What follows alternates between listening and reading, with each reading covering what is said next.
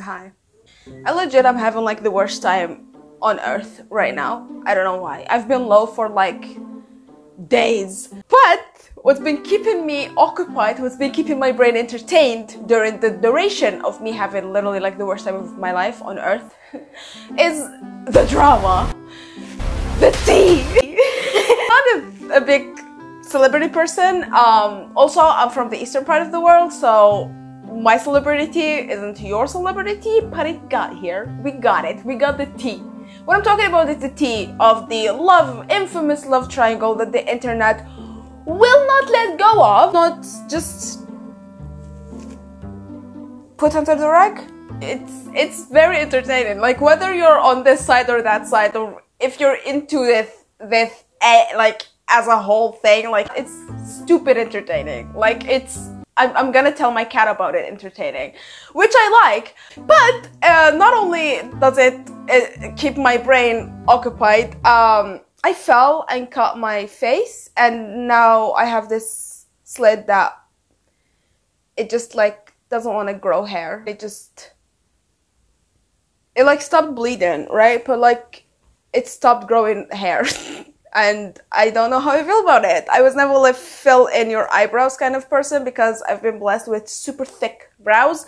I do tweeze my unibrow because I do have a huge fucking unibrow, but I don't know what to do with this now. If any of the girlies on here do fill the brows, please let me know what can I use to make the slit not be a slit.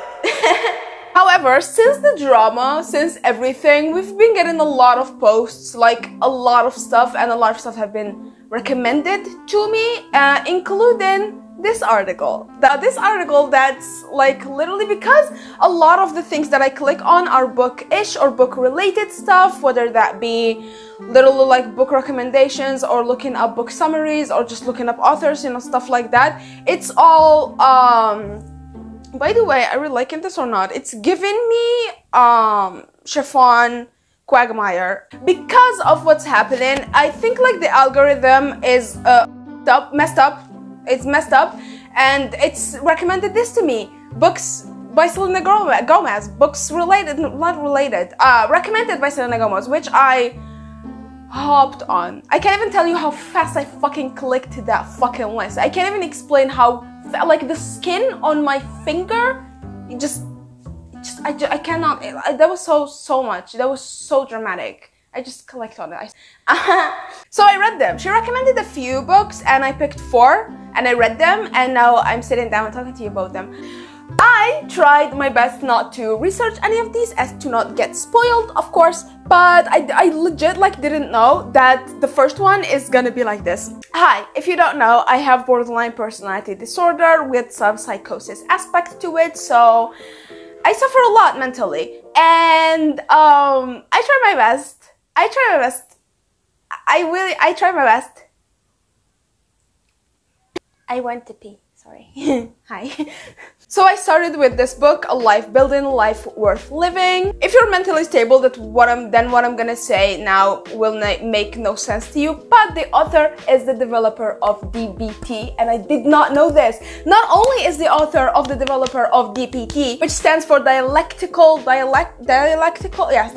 behavior therapy, and it is a form of therapy that helps with trauma, PTSD, and helped even her own struggle with mental health, which I'm going to excitedly talk about now. I've been transformed by the very therapy that I developed, because once I realized that I had to teach the clients acceptance, I realized at that very same moment in my own personal life, I had somehow lost my ability to accept.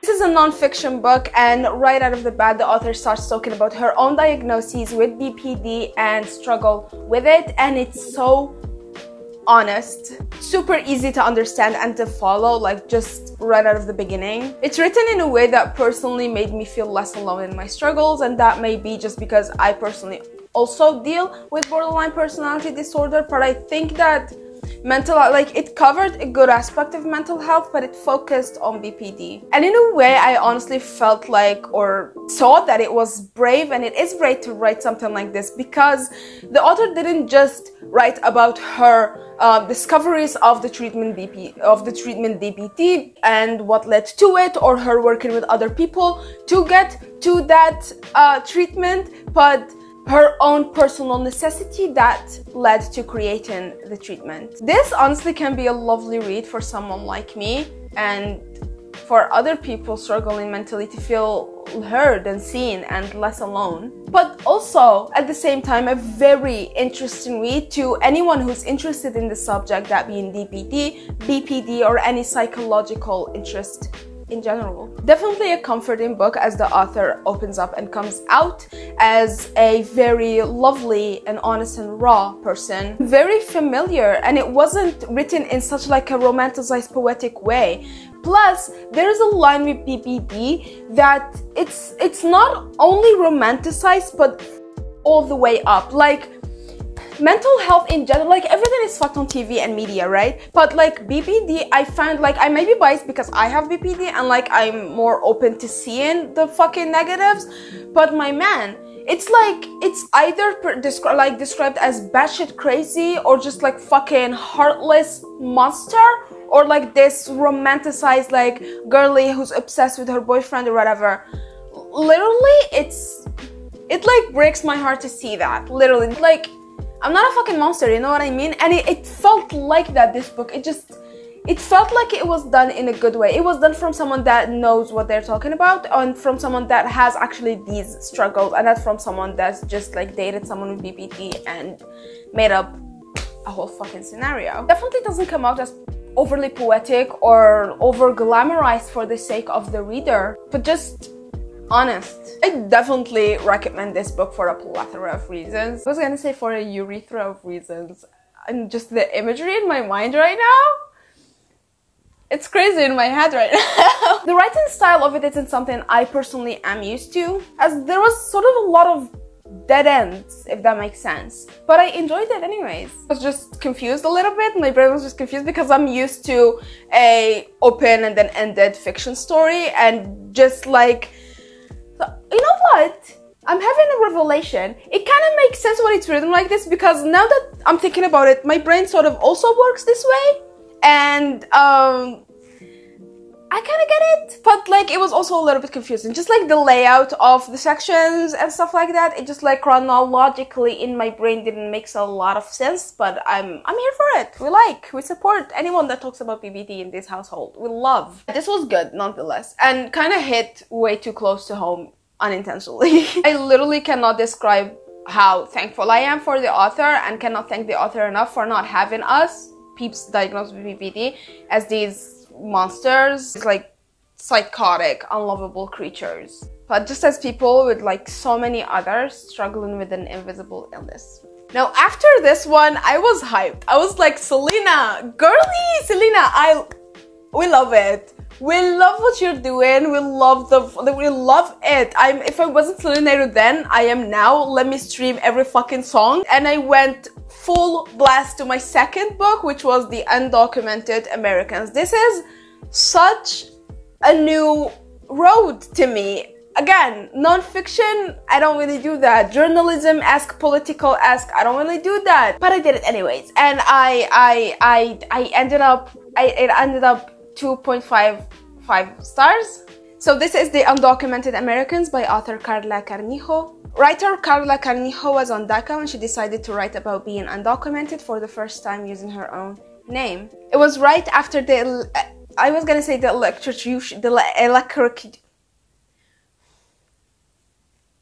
ignore that. It was right after the election of 2016, the day she realized the story she tried to steer clear of was the only one she wanted to tell. So she wrote her immigration lawyer's phone number on her hand in Sharpie and embarked on a trip across the country to tell the stories of her fellow undocumented immigrants. To be honest, this was difficult to grab at first and to get fully with the story, and to figure out what kind of book as a whole that it's gonna be. The writing itself for me personally sort of was in limbo, as it didn't go full memoir, and it didn't go full storytelling of other people. It was just stuck in this weird limbo place in the middle. It structures as a storytelling of the undocumented people in America, or undocumented Americans, but at the same time, it's also structured as a memoir. It's like laid out as a memoir, but it was just limbo. It was in limbo. Like, does that, but then it turns into a memoir. Focuses on the first POV itself. And for me, it just didn't do that transition back and forth smoothly. It just felt sort of confusing and disordered. Although the story itself was super raw and honest about a subject that isn't talked about enough, or when talked about, it's talked about in a hushed, taboo sort of way. I like the contrast in this book, even though it's not a subject I personally relate to. I'm gonna be completely honest, I actually ended up taking a long break from this book to research because it was a subject I'm so unfamiliar with. Like, this entire undocumented thing didn't make sense to me, and I didn't understand what it even meant. So I ended up taking a full like 2-day break just to research and to educate myself on the matter, so I would know how to review this book, or even just like mentally like grasp it when I'm reading it. I don't think this one like merits a full in-depth review. I just think it's one of the books, I don't know if this is gonna I don't know if this is gonna make sense, but I think it's one of the books that just you read and I'm willing to share it with a basic understanding or explanation of the summary or the plot, and just like share it with people just for like educational purposes, just because of how important the message is. When there's a book like this, when I read and review a book like this, when it dives into certain subjects, I try not to take everything too seriously and not to go in depth with seriously, but just to review the book as a book, like I did with A Child Called It. I just reviewed the book as a book and the structure and the writing and stuff like that, because that's what I do, apparently. I'm not qualified, so don't take this seriously. However, this one left me with a little uncomfortable stuff, left me with some uncomfortable things. Then I felt like I sounded like a white girl trying to slum it in. So that made me feel disgusted with myself.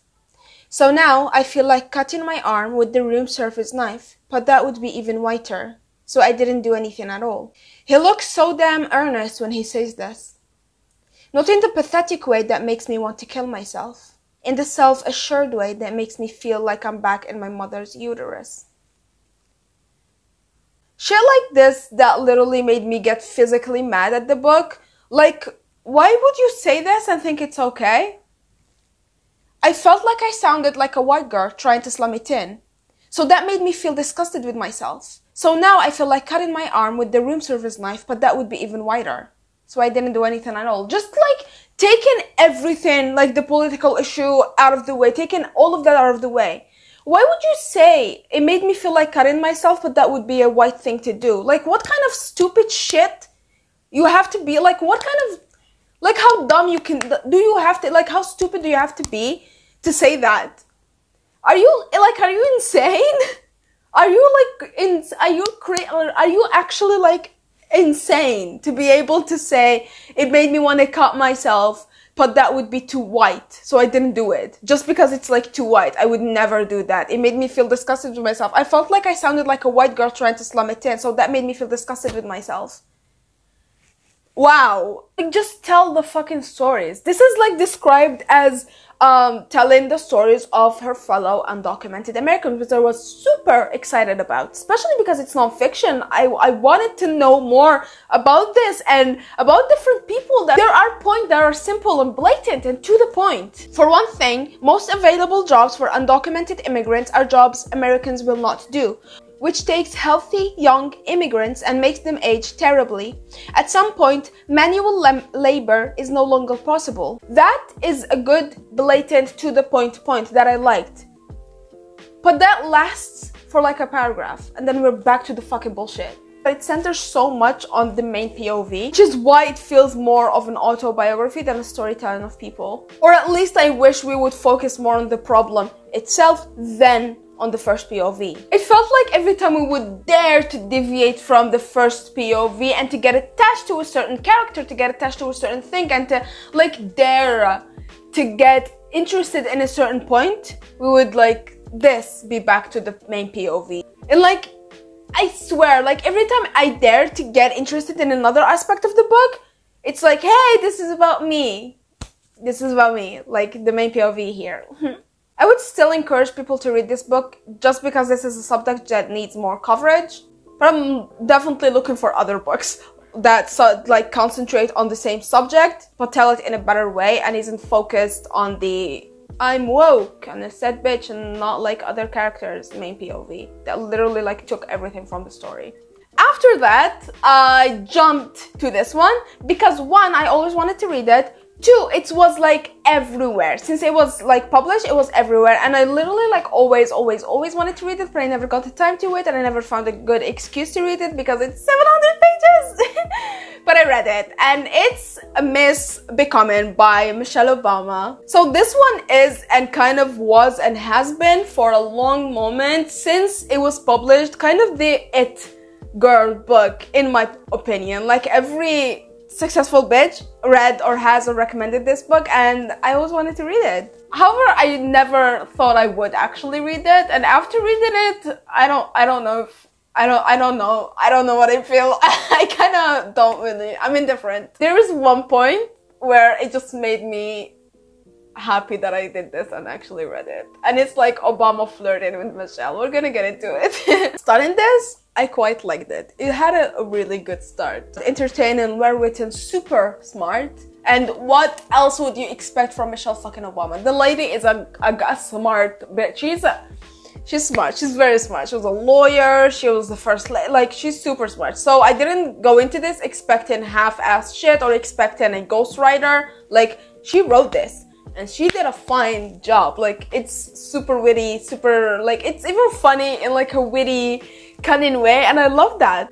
However, after a few hours and a few sittings of reading, I started to feel bored or just not interested, and yes, that is 100% my issue. And I think I liked it at first mostly because of the window in like the background, like the BTS of the White House and what happens and blah blah blah, or like the first lady's personal, like that sounds so creepy. I don't mean it in that way.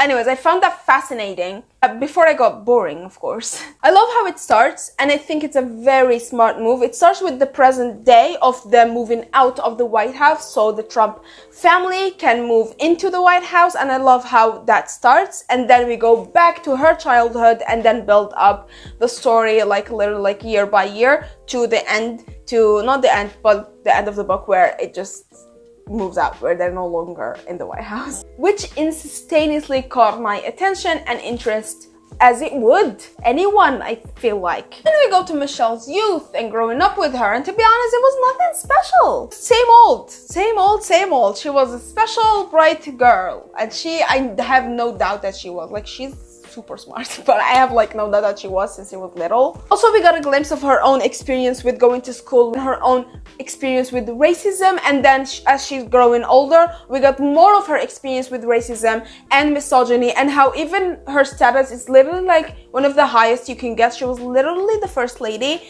She still had to face a lot of racism, a lot of misogyny, a lot of stupid shit, and that's telling a lot. That's like eye-opening, which at times I liked and times was indifferent, but there was no moment where it felt hateful or felt like just because she experienced something then she developed this hate. But it never felt hateful or resentful. It just felt like this is my story, this is my experience, and it felt like it was written from someone that is like, well, that is healed, and it has this healing vibe to it. I'm not gonna lie, I thought long and hard about the DNF in this one when I got to the middle, but I pushed through, and I'm glad I did, because we got to the part where we met Barack, and I never thought I'd say this, but it was so fucking cute. It was so cute. Like, she literally tried to set him up with someone. She literally tried, like, they went to a bar and he was in a setup with someone, and he was like telling her like, come fucking help me, I don't like this bitch, and it it was cute. I didn't expect to like that fucking part, but it was super cute. Never have I ever thought I'd say this about that relationship, but I swear to God, it was fucking cute. I haven't rated this one, and I'm still not going to, because I would rate it like a 2 or something for it was okay. Literally, GoodReads says 2 is it was okay, so I feel good about that because it was okay, but I don't really care. However, I will leave you with this. Reading Barack Obama calling Michelle Obama, "You're pretty cute," is the best line of literature that I've ever read in my entire life. I was gonna do another one, but then after this one, that took me like 2 weeks to finish. I just was like, no, 3 is enough. 3 is more than enough. 3 is, God, 3 is amazing. Are you kidding me? 3, I was planning to do 3 books anyways. So I stopped now. However, that's my opinion on the books. Thank you so much for watching. This is the outro of the video. I love you. And I'm gonna see you next video.